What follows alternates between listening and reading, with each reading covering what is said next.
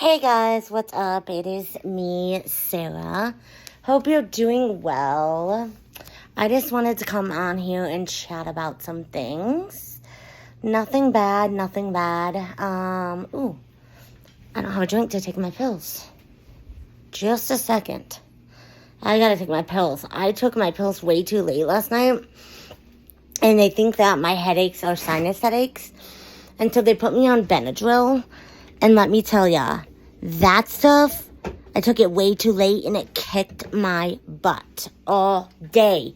Seriously sucked. Like, I got up this morning, I was a walking zombie. I was dragging my words doing exercise. At pulmonary rehab. I was just dragging my words, and I did good exercising, and I actually moved myself up to 1.8 on the tread and 3 pound on the weights, and I did about the same on the bike as I was doing, and the new step I've been doing for 10 minutes, I guess. I didn't know that, but it was so... Like, the workout wasn't hard, it was just that my body was dragging. My voice was lagging, my body was just dragging, and it was so horrible. And I can't do that for work because I'll never make it through work. Like, I made it through exercising and stuff, but that's like a whole nother ballgame. Making it through that. But, it was rough. I was like, oh my gosh, what did I do? And I knew it was too late to take it. But I was like, my headache ain't coming back, y'all. So I knew when I looked at the clock, I was like, oh no. But I took it anyway. And yeah, it kind of kicked my butt because the effects hadn't worn off. And I had to wake up before it had time to wear off. So I was still all groggy and half tired and half out of it because the medicine hadn't wore off. Like, it was still in effect. And I don't know how I'm going to do this. Thought I was going to take my meds and talk, but...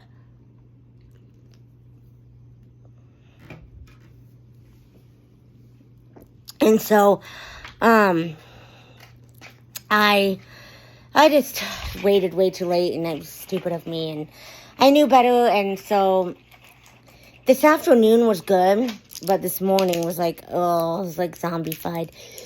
Like, it finally did start to wear off. Like, after pulmonary, I was still kind of tired, but then by the time that I went out with my parents, I was doing better. But the whole morning, it just kicked my butt. And it was awful. And I was like, I told the pulmonary people, I'm like, I am sorry. Benadryl is kicking my butt right now. Like, I took it too late and it's not wearing off. And the whole time I was in pulmonary class, I was like, oh my gosh, oh my God, like torture.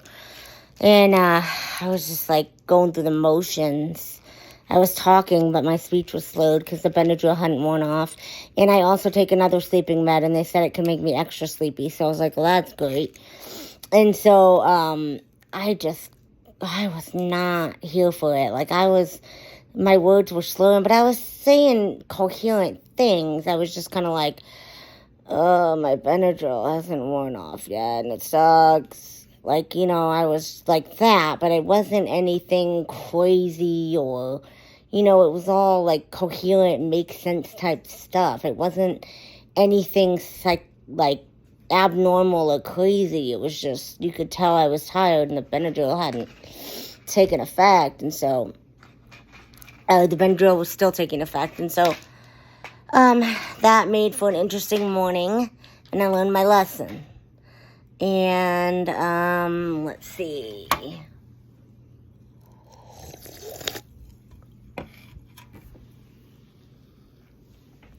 Oh, thought it'd be easy to take my meds and talk, and it's not.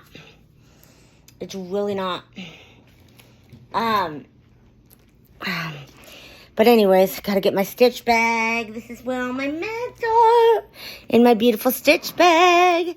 Because I like Lilo and Stitch. Because Lilo is a reincarnation of me. Like, she's just reminds me so much of me. that it's just craziness. So much of me as a kid, I should say. That's what I really should say. But, yeah, so, like, sorry, I'm trying to stay focused here and open pills at the same time. And so, this afternoon got better, and I went to Baker's and Walmart, and I went to eat, and, yeah, and, hung out at my sister's house for a while, and not much else, but it was fun. It was good. And, sorry, sometimes I have to shake my pills to figure out what's what. Most of them I know by feel, but a couple of them I know by shaking them, which sounds really weird. But there's some of them, when they shake, they make a specific noise, and I can tell that that's the certain pill that I'm wanting. Like these sound like this, and these sound like this. So I can tell they're both my littler pills. And then these ones sound like this. So I can tell that they're like my bigger pill that I have to take. I know. You're all like, what? This is trippy. I know. I get ya. But that's how I am able to tell things. So, yeah. Let me see if these are... Nope, those are my morning meds.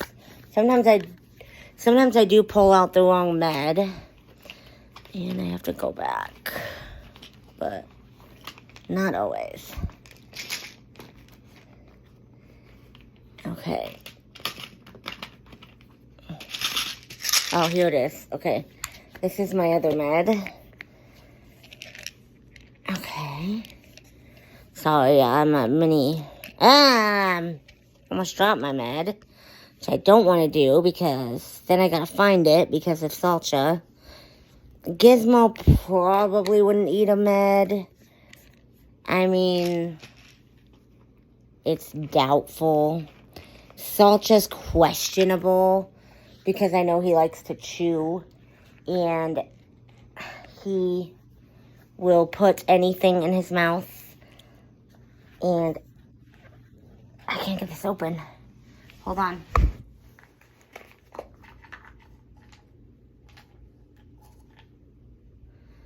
Sorry, guys. Oh, man.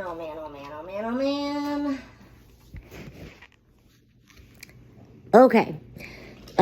So one more second here. I gotta take the actual pills.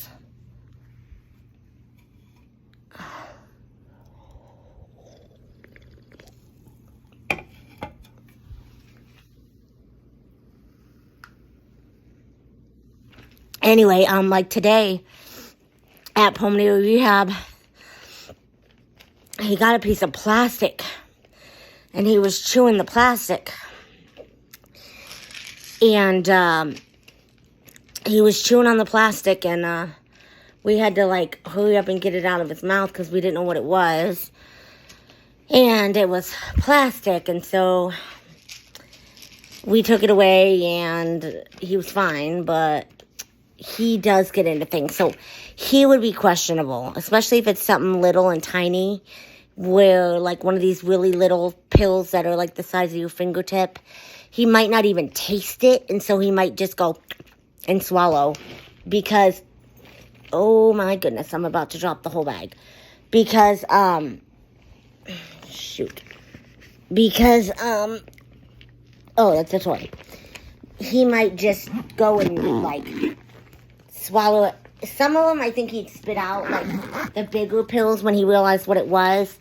But some of these pills are so small that he wouldn't taste it. He probably wouldn't even notice because it's so tiny that he would just, it would just be, like, gone in a second. And, like, a lot of times we open their mouth and we pull stuff out of their throats. But something that little, like, it would be really hard to, like, really hard to get it out because it's going to be swallowed in half a second. And by the time you are able to pull their mouth open, it's gone. So, that's the reality of it. But, I have noticed that Salcha is a runner. Not playing. That was scary yesterday. He ran away from me, and I was so scared.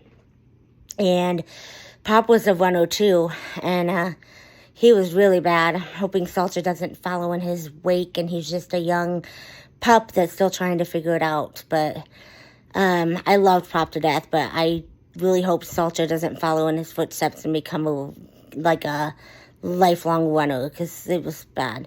Now Chrome, he'd just stay wherever. Like, you drop the leash and he'd stand there beside you and he wouldn't move. But Salcha, if he saw something coming like another dog, he's gone.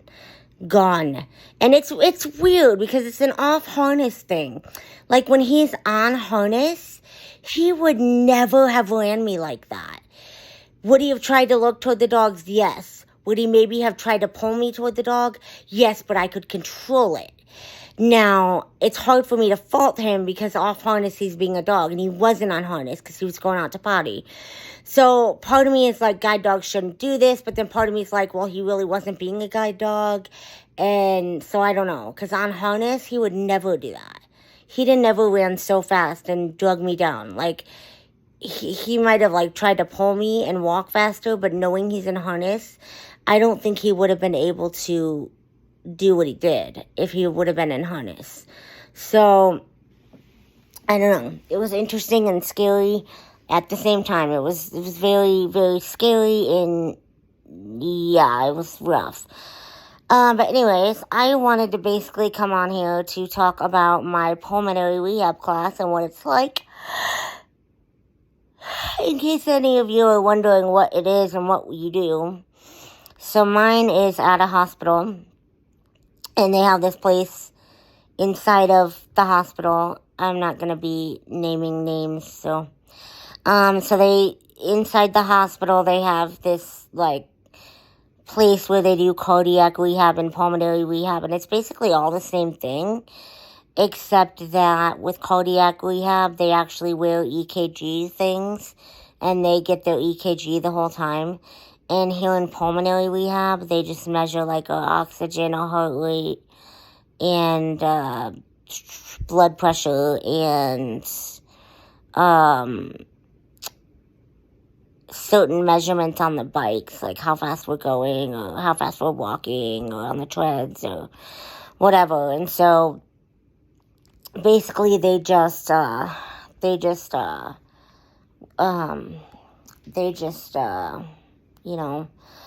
measure that stuff. And so, what happens is you get there and you have about a 20-minute lecture. Today we talked about bronchitis and bronchiectasis.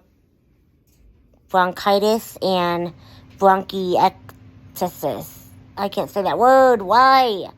I studied medical. Bronchiectasis. Oh my goodness, that word. Bronchiectasis or something like that. I know what it is, and I know how to say it. Just sounds funny. I think I'm saying it right, but it sounds funny. So we talked about that, and we talked about mild, acute and chronic bronchitis, and we talked about bronchiectasis, bronchiectasis, whatever, I don't know. And one day we watched, and then we saw like a short video on post-COVID. And then one day we watched a video about, one day we had a lecture about how we breathe. And then one day we had a video about dealing with lung disease and the effects of how, like, the lung disease, like, modifies your life and changes your life and things like that. And that was interesting because I'm not technically diagnosed with an official lung disease. Some of it's obesity and some of it's post-COVID. But, so that was interesting. And then one day we did a video on imagery meditation, and it was awful. I can't stand those videos. I don't know why, but they drive me crazy, and I can't think, and my mind just goes all over the place, and I just want to yell at the screen and throw something. But the ones, I don't know, for some reason I just can't. The ones where they're like, imagine yourself in a cool, calming oasis of forest. Imagine that there's a stream nearby. Imagine that you can hear the steady stream of water flowing down the rocks, gently flowing down the rocks. I can't, guys. I can't. Oh my God. Oh, just doing that makes me want to, oh my God, I can't. It just makes me want to it gives me more anxiety than I already have. It makes it worse. I can't deal with those ASMR. Oh God, I can't.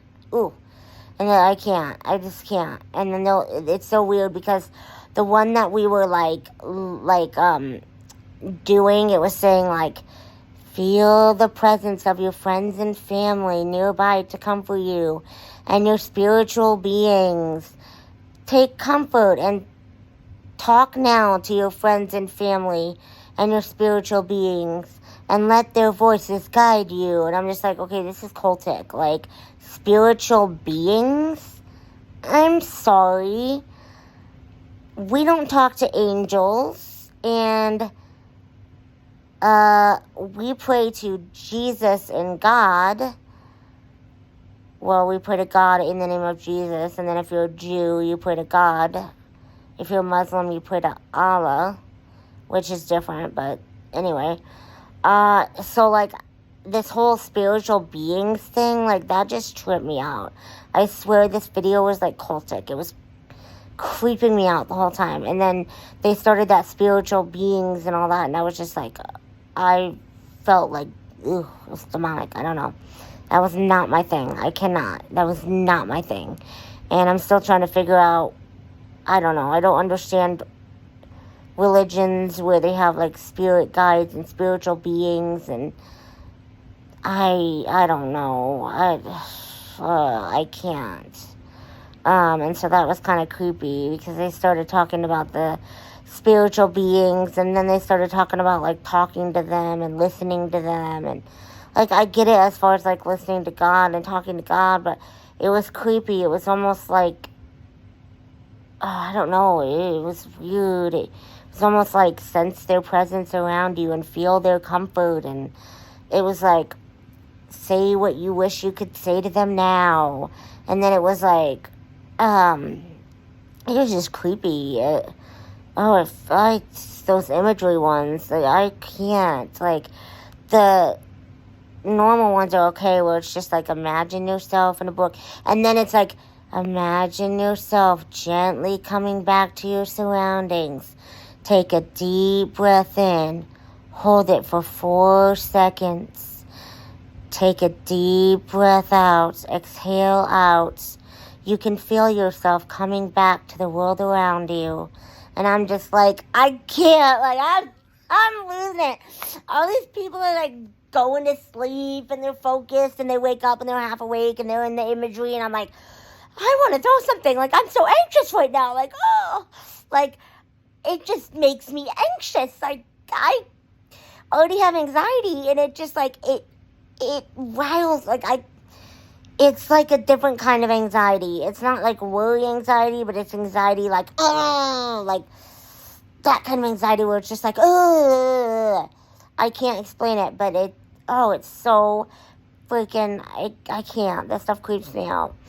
And then, so what we do after the lecture is, and I guess some people go for 18 weeks, 24 weeks, 36 weeks, but after the lecture, we go and exercise, and I go to the bike first, and I do 5 minutes on the bike, and then I take a break, and then I do 5 minutes on the tread, or 5 minutes again on the bike, I'm sorry, and then during the first 5 minutes, they take your oxygen and your blood pressure, and then, because they want to make sure it's going up, and then after that, I go on the tread for 5, break 5, and they check my pulse ox. And then after that, I go over to the new step, which is, I don't know how to explain it. It's sort of like an elliptical, but it's not an elliptical. So I go to the new step, and I do 10 minutes on that. I used to do break, but it's just 10 minutes. And then after that, we go to a seat and we grab our weights. And we get our weights. And we have to do exercises like this, where we go up like this and alternate. Up like this. Up like this. Up like this. Up like this. And then we have bicep curls where we have to go like this with our weights, and we have to alternate arms. And then we have to do shoulder rolls, which is like backward and forward shoulder rolls. And then we have to do like where we stretch our arms forward and hold it, or when we go to like the sides like this, spread eagle, and we hold it with the weights in our hands. It's really complicated.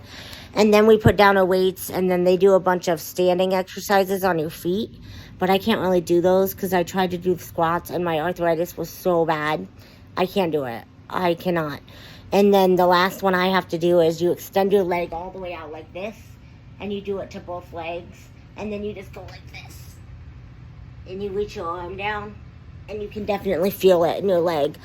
And then usually I do both legs at once because I'm sitting on a chair and I'm not holding a phone. So then we do that, and then they make sure our heart rate comes down to where they want us, and they make sure during our exercise that our heart rate doesn't go too high. And they also check our pulse ox on the new step thing. And then they take our blood pressure at the end, and then they take our heart rate until it comes down. And then we leave. And it's been really nice because it's been helping me develop a routine and some good exercises. And I'm learning a lot about, I thought we were supposed to get faster and faster each day, but they said it's not about that. You're supposed to have the same steadiness, but then you're supposed to like increase your levels or increase your time or whatever. Like, you don't want to pedal harder and faster. It doesn't work that way. And then today I was asking them like why your heart rate should only be at a certain like thing. Like, they don't want it to go above 134. They said it should be like 85%, no greater than 85% of your body weight or something. I don't know. And so they were explaining how like your heart rate, you don't want it to go like too high. And then they were explaining like how when they end it, they want your heartbeat to be within 10 points from where you, like, within 10 points of where you started. So, like, I was at 102, then when I went on the treads, I got to 132, then when I went on the new step, I got to 113, and then as I cooled down, I got to, like, 110 or something. And so they do stuff like that, and I find it funny because my oxygen actually increases. So, like, sitting here right now, I'd probably get about a 95% oxygen. And it's so weird because when I exercise, it goes up to like 97, 98, which I find fascinating because I would have thought it would have been the other way around. But I guess it's not. And then we go 2 times a week, and we just, we go 2 times a week, and that's what we do. And it's costly a little bit, but I think it's helping me, and it's going to be good in the long run to help me develop a routine. I can definitely feel it in my body. I started at 2-pound weights, and today I decided to try 3, and so I believe that that's helping me a lot. And so that's been good. And I think it'll help me develop a routine so that when my gym opens back up, I can go and exercise. I've noticed that I feel a lot better exercising. My mood seems to be up a little bit, and my body feels more like rejuvenated and energetic, and I just feel more optimistic and upbeat, and I feel like, I don't know, I just feel like better, I guess. I don't know. I don't know how to explain it, because I've always said that exercising helps your body, but never really understood it. But it really makes me feel different. Like, it really just changes everything about my mood and my body. And I haven't lost anything yet, but I'm just starting out. So I've been doing that and having fun with that. And I like going because it also gives me something to do. And the people are nice, and they decided that I could bring my celebrity with me. So I've been doing that. And so my celebrity gets a treat. Every time we get there, the valets want to give him a treat. So he gets a treat. And then we go in, we take him to the grass, and then we go in, and everybody fawns over the celebrity because he's the famous one. And, well, Jesus is the famous one. But anyway, he's famous, and so everybody fawns over him, and then they talk about him the whole time I'm there, and they want to pet him the whole time I'm there, and they can't stop talking about how cute he is. And so then we go on the exercise equipment, and I get on an exercise equipment, and Sasha will lead me right to the seat of the bike so I can get on. And then I'll extend his leash, and he'll lay by me while I do the bike. When I go on the tread, I extend his leash, and he lays by me. One time he put his head on, like, the side of the tread. But normally he will, I think because he's trying to show me there's a step there, he'll step onto the treadmill, and then I step on, and then he jumps off. And then when I get to the new step, again, he'll guide me right to the seat. And so he's pretty smart about that. I thought it was funny the other day because I was on this side, and it was easier to get out this side, but he was on this side where he's supposed to be.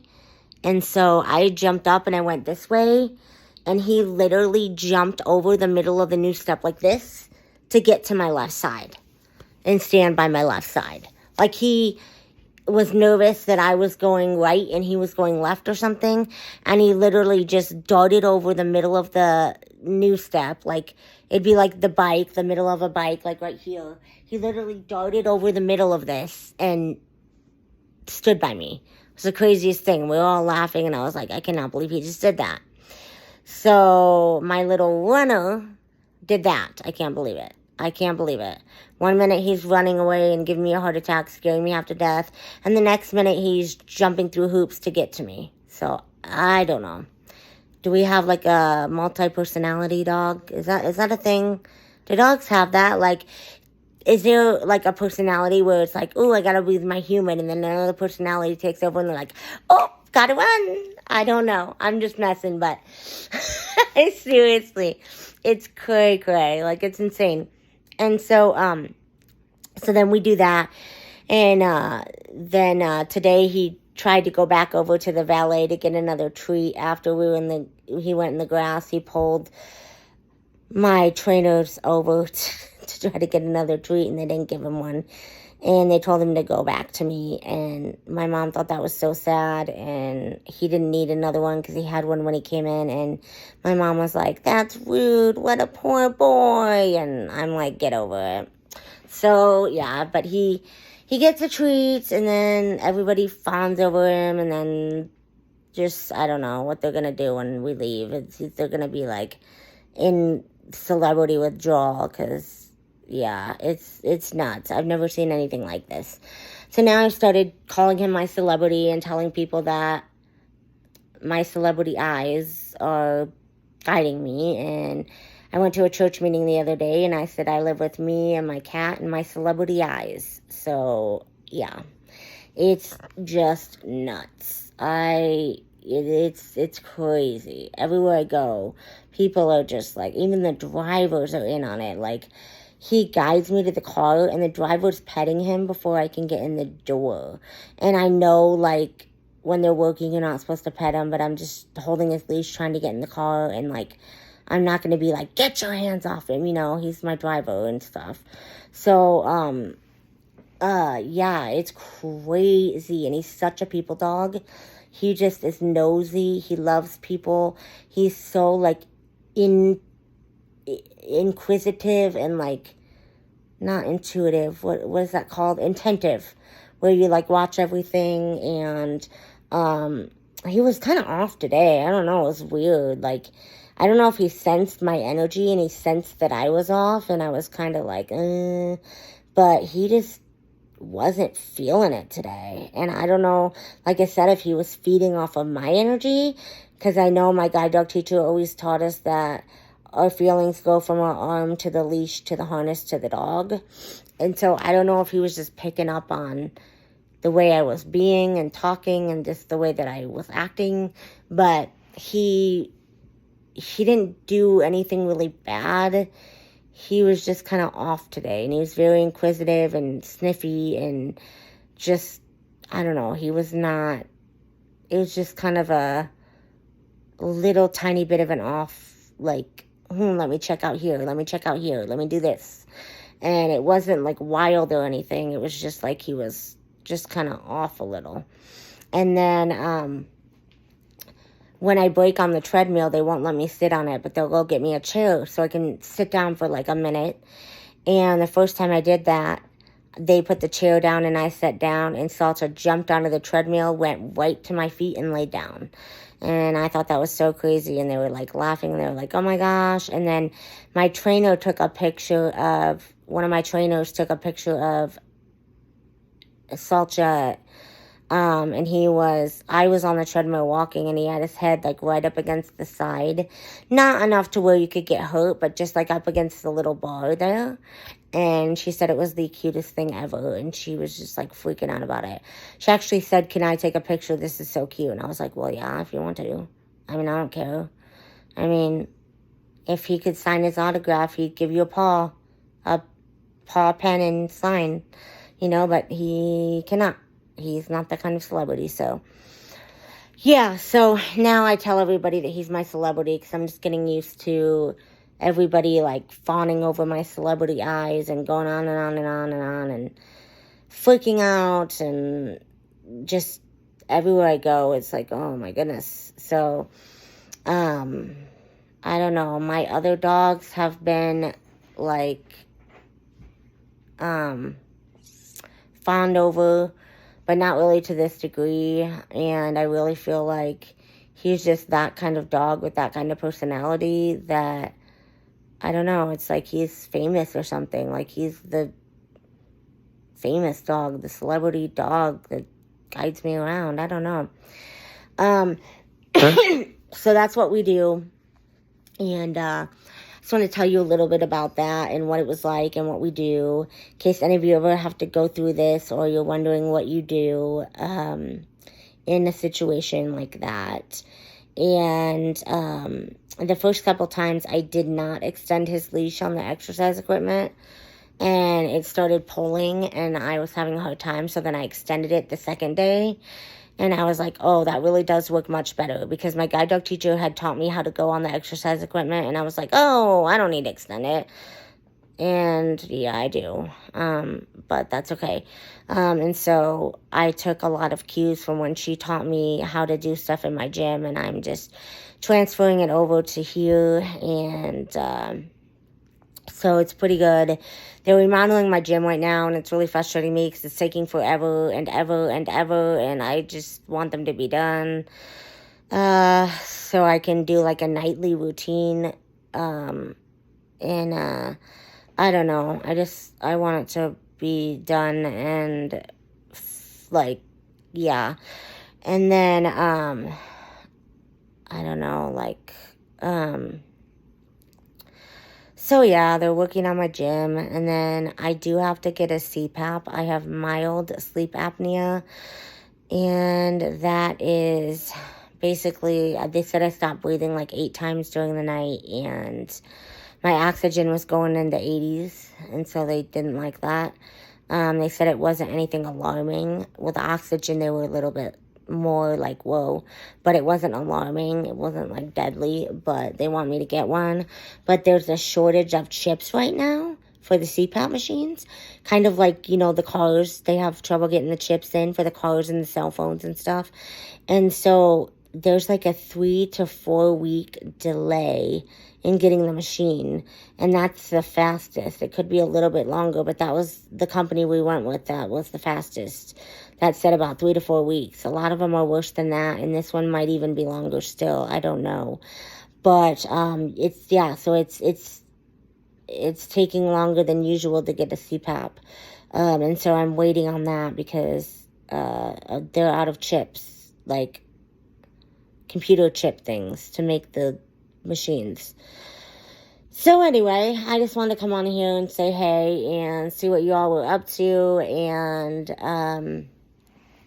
talk about pulmonary rehab and what it is and what it's like and what we do, and talk about how my dog has become a celebrity, and he's no longer my eyes. He's my celebrity eyes.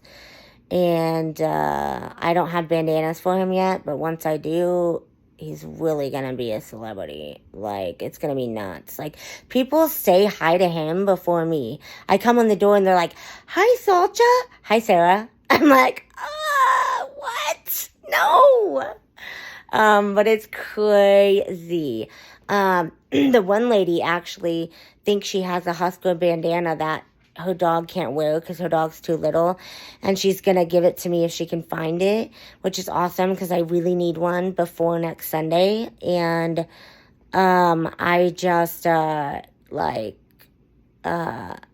this Sunday but next Sunday, and I really want one. And with my stuff going on right now with money and SSI, Social Security, I can't get a bandana right now, but the ones on Chewy looked really nice, like that one that I got that had Roll Tide on it, the Alabama.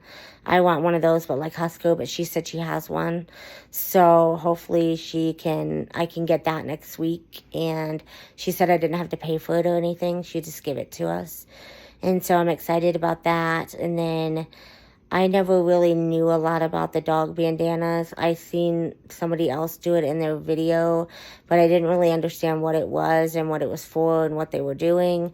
And then when I went to my graduation we had a virtual graduation we went to a graduation for those of us who did home training.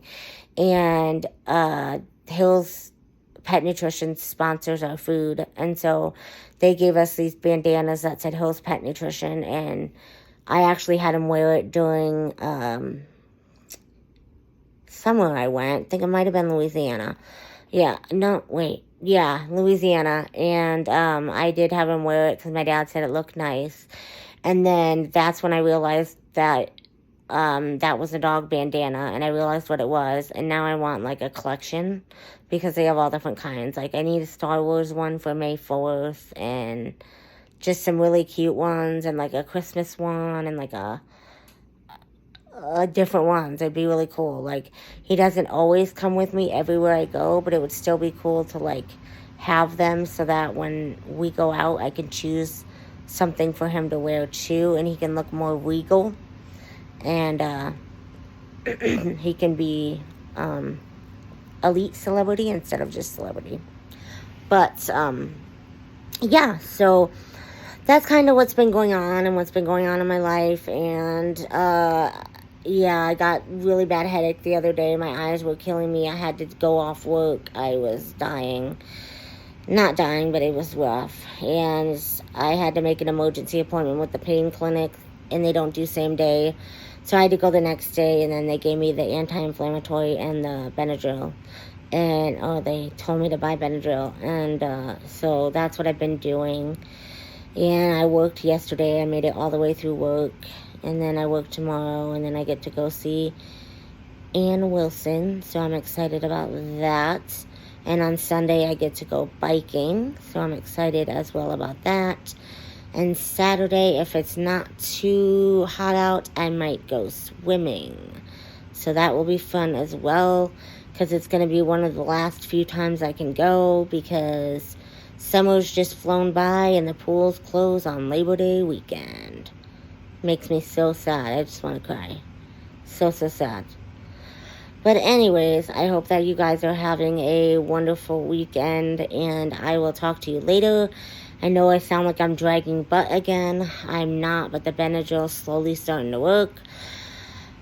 But yeah, so that's what's been going on, and that's what's up, and I will talk to you guys later, and I am outski. Bye, Dibs.